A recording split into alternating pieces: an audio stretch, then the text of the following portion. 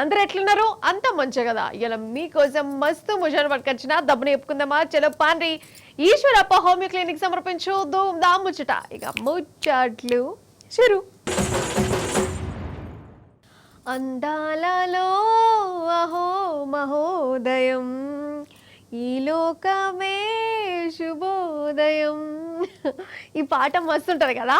నిజం చెప్తున్నా, ఈ పాట మన తెలంగాణకే మస్తు సెట్ అవుతుందోల్లా. వానకాలం కదా, మన తెలంగాణలో నీళ్ళ జాతర నడుస్తుంది. కొండల కోనల పొంట నీళ్లు వారుతుంటే అసలు చూసేదందుకు నాకు 2 గంటలు చాలతలేవు.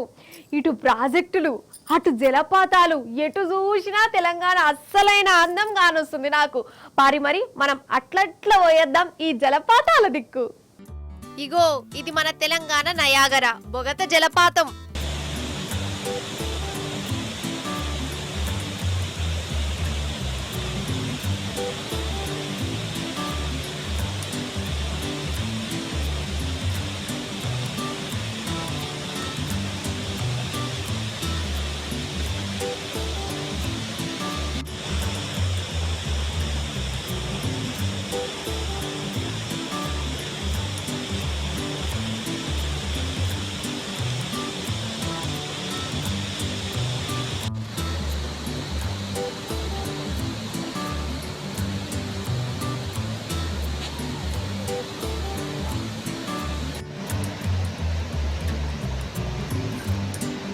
వారెబ్బా చూస్తురా, అసలు ఏమన్నా నీళ్లు వారుతున్నాయా? ఇగో ఇదేమో మిట్ట జలపాతం. కొండల గుట్టలకెళ్ళి ఏమన్నా వారుతున్నాయా నీళ్లు?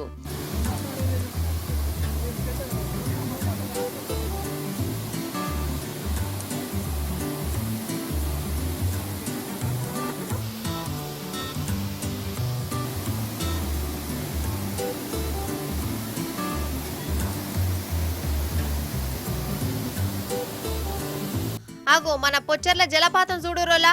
అగో వీళ్ళైతే చూసుకుంటే మురిసి ముప్పందం అవుతురు కదా.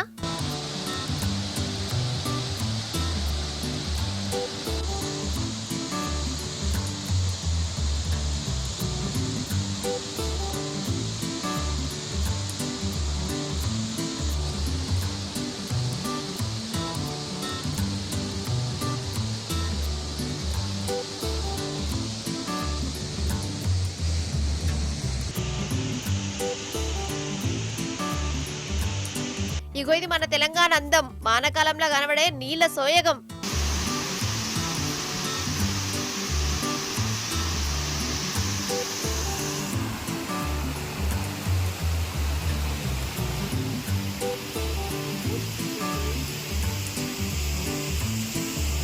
చెరువులు, కుంటలు, వాగులు, వంకలన్నీ నీళ్లతోని కలగల్లాడుతున్నాయోల్లా.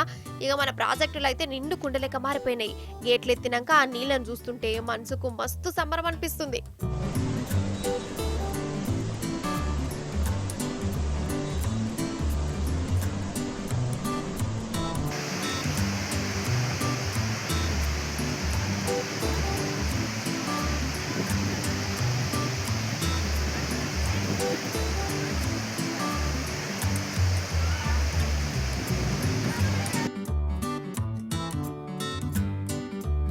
ఇక వాన కూడా జర తగినట్టయింది కాబట్టి జనాలు ఈ నీళ్లను చూసేందుకు జలపాతాల పొంట, ప్రాజెక్టుల పొంట పోతురు.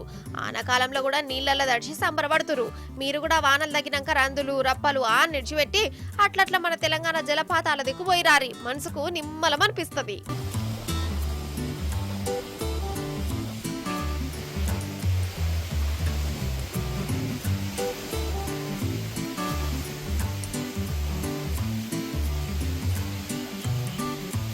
ఇప్పుడు మీకు ఒక ముచ్చట చెప్తా, దొంగని ముచ్చట.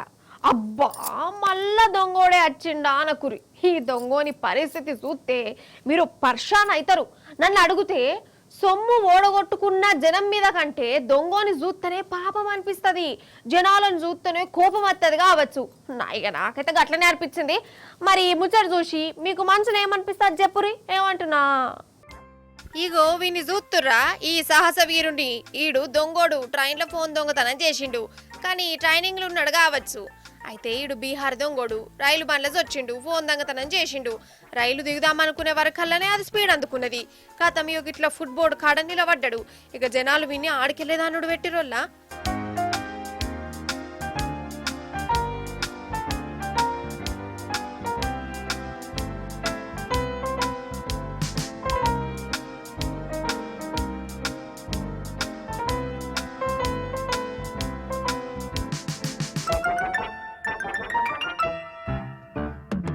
ఇక ఈ పరిస్థితి అమ్మబోతే అడవి కొనబోతే కొరువి లెక్కనే మారిపోయింది.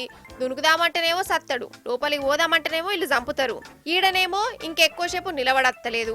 ఊర్లు దాటుతున్నాయి, బిజ్జిలు దాటుతూనే ఉన్నాయి. ఈయన దన్నేటోళ్ళే దంతురు, బెల్ట్తోను కొట్టేటోళ్ళు కొడుతురు. నాకైతే పాపం అనిపించింది. వాడు పుసుక్కన పడితే ఎట్లుంటదోల్లా, చచ్చిపోవడే కదా. దొంగను గట్టెట్లు ఇడిచిపెడతాం, ఇట్లనే దంతమని వాళ్ళు అంటారు. సరే వాడు దొంగనే, మరి ఈ లెవెలు ఈడు చస్తే కూని కోర్లు గారా మర్డర్ చేసినట్టే కదా. మరి లాస్ట్కి ఏమవుతుందో చూద్దాం.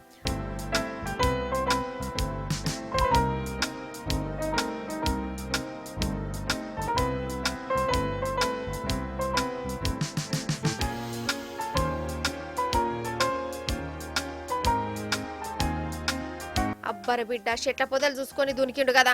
మరి వాడు ఎట్లున్నాడో ఏందో మనకు తెలియదు. మీరేమనుకున్నా మంచిదే కానీ నాకైతే ఈ దొంగని మీద కంటే కూడా ఈ ప్యాసింజర్ల మీదనే కోపం వచ్చింది. అంతే కదా, కొంచెం మన జాలి దయ లేకుండా కొత్త మీద ఉన్నోని ఒట్టుడు గదేం తరిక. వానికి వీళ్ళకి ఇక ఫరకేమున్నది మరి, అంతేనా కాదా? ముఖ్యమంత్రి Revanth sir Andhra MP CM Ramesh అన్న నడుమ ఉన్న అవినాభావ సంబంధము, రమేష్ అన్న కోసం రేవంత్ అన్న చేస్తున్న త్యాగము తండ్లాట గవన్నీ మన రామన్న బయట పెట్టిండు కదా. కథమిగా సీఎం రమేష్ అన్న కాలుగాల పిల్లి లెక్కనే చేసిండట్నుల్లా. మైకుల ముంగడకొచ్చి అట్లా గిట్లా అనుకుంటా సవాళ్ళు వేసుకుంటా అలవాటైన అబద్ధాలతో దబాయించుడు పెట్టిండట కదా. అట్లా దబాయిస్తే నిజం అబద్ధం అవుతుందా, అబద్ధం నిజం అవుతుందా? అందుకే పాలేవో నీళ్ళేవో మన రామన్న మల్లో మలక వేరు చేసి చెప్పిండు. చూడాలి మీరు మరి చూసేయండి. కంచ గచ్చిబౌలి భూములు సీఎం రమేష్ అన్న కోసమే ఫ్యూచర్ సిటీలో ఇచ్చిన 1600 కోట్ల రూపాయల కాంట్రాక్ట్ పెద్ద స్కాము. ఇద్దరు కలిసి పైసలు మింగుడు పెట్టిరు అని రామన్న చెప్పిండు కదా. ఇక సీఎం రమేష్ అన్ననేమో అసలు అట్లాగానే కాదు, కేటీఆర్ సారి అబద్ధాలు ఆడుతుండు అని సంబంధం లేని ముచ్చట్లు బయటికి తీసిండు. ఇక దానికి రామన్న ఏమన్నాడో వినాలే మీరు.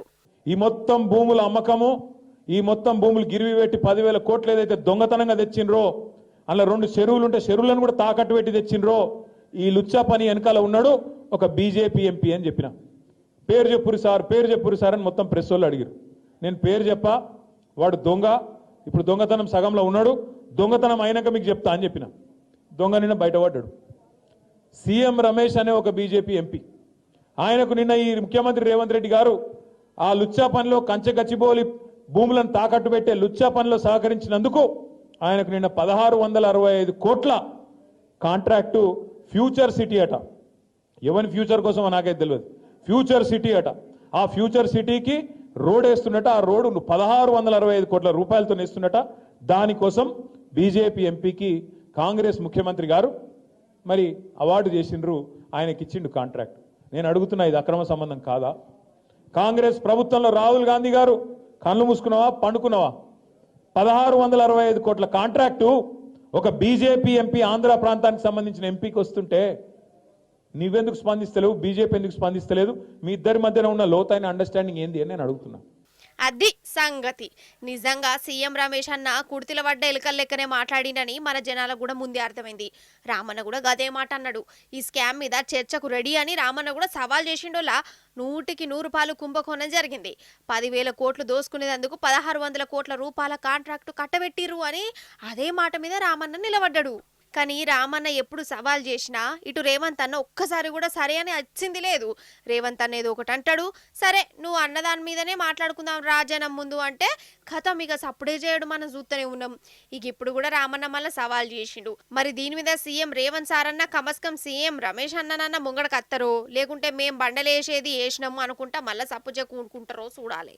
కాదు, రామన్న దేని మీద మాట్లాడిండో దాని గురించే మాట్లాడాలి.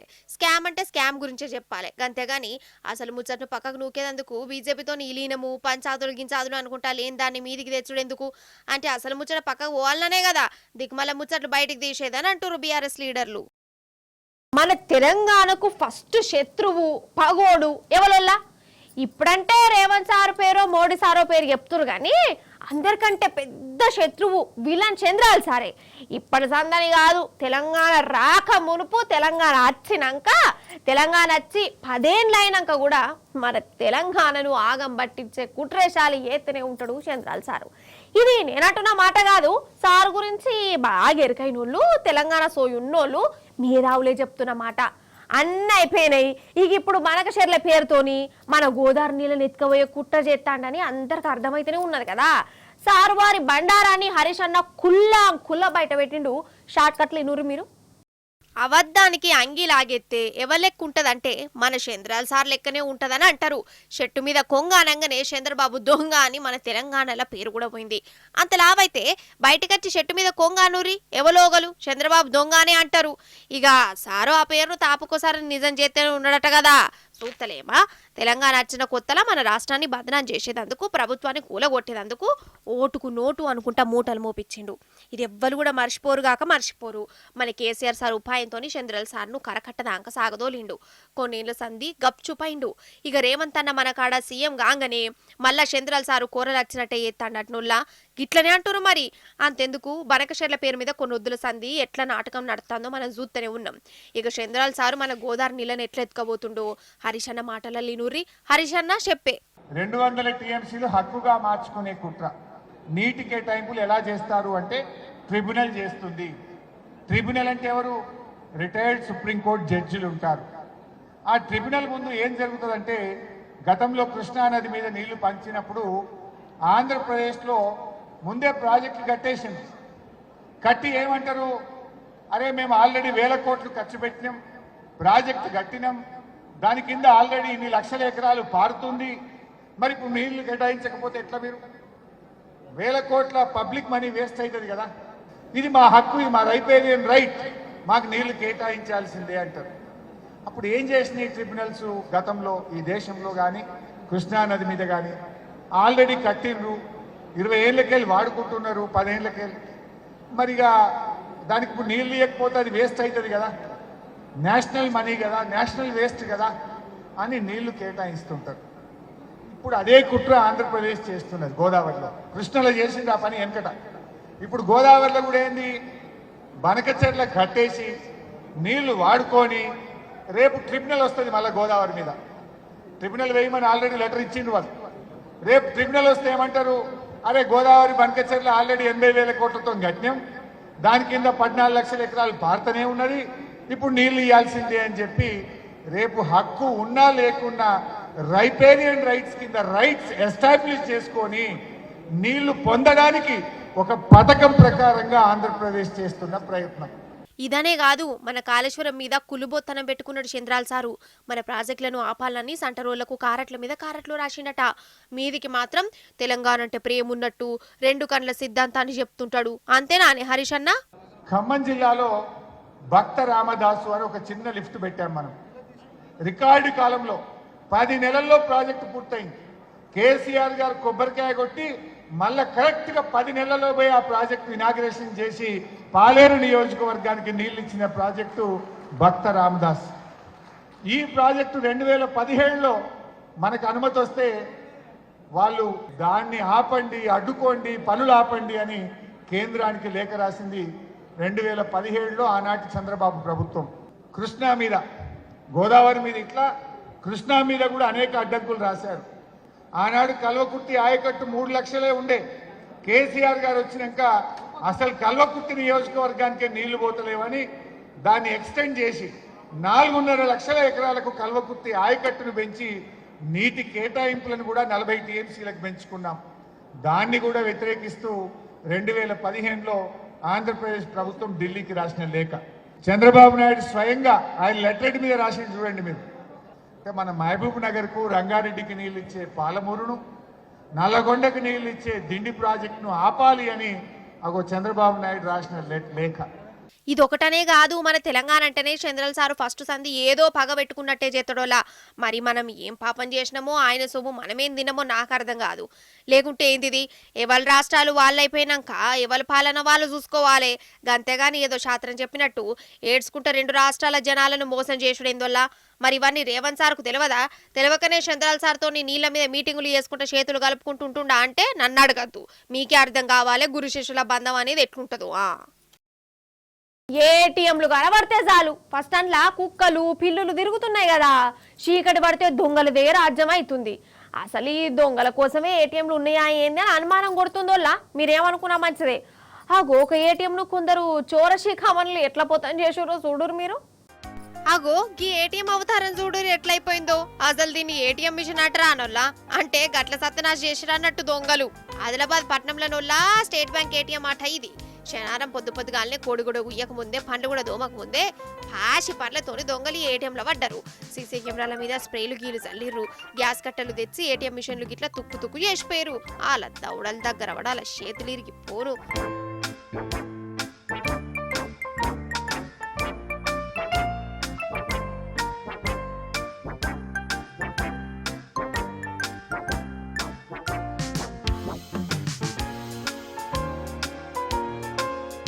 పోలీసులు ఈ కాయిదాలల్లా ఏమో ఏరుతుండు కదా, ఏం దేవులు ఆడుతుండో. ఏదన్నా ఆధారాలు దొరుకుతాయని చూస్తురు కావచ్చు పాపం. అయినా దొంగలు ఎంత దూరం పోతారు పాటు, రేపో మాపో దొరుకుతారు. కానీ పైసలు కూడా దొరుకుతాయా లేవా అన్నదే తెలియదు. ఇట్లా మోపై రోజుల దొంగలు చూసినవా, జనాలేమో ఈ స్కానర్ల మీద పడ్డారు. ఏటీఎంలు ఖాళీగా ఉంటున్నాయని దొంగలు వాటి పని పడుతురు అన్నట్టు ఎప్పుడు మర్చిన తిరుమలకు పోవాలల్లా ఏడుకొండల ఎంకన్నను దర్శనం చేసుకోక చాలా వద్దులైతుంది. మరి ఎంకన్న స్వామి ఎన్నడు వెళ్తాడో నన్ను ఏమో తెలియదు కానీ సరే ఇప్పుడుగా తిరుమల ముచ్చటనే చెప్పుకుందాం.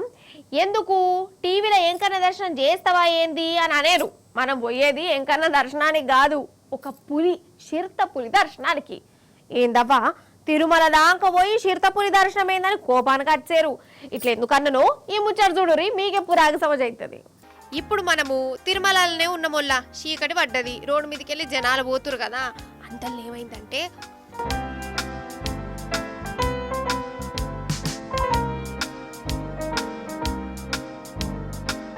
ఓర్ నాయన చూసినవా, పిల్లి కాదు పులి, పులే చిరుత పులి. బండి మీద పోయేటోళ్ళ మీద పడ్డది. ఇంకా నయం వాళ్ళకేం కాలే, జర్రుమని దూసుకుపోయిర్రు. అసలు బండి మీద ఉన్నోళ్ళకి అది పులని ఎరుకైందో లేదో, అగర్సే తెలితే వాళ్ళకి వాళ్ళ నిద్ర పడుతుందా, అన్నమన్నది తింటారా?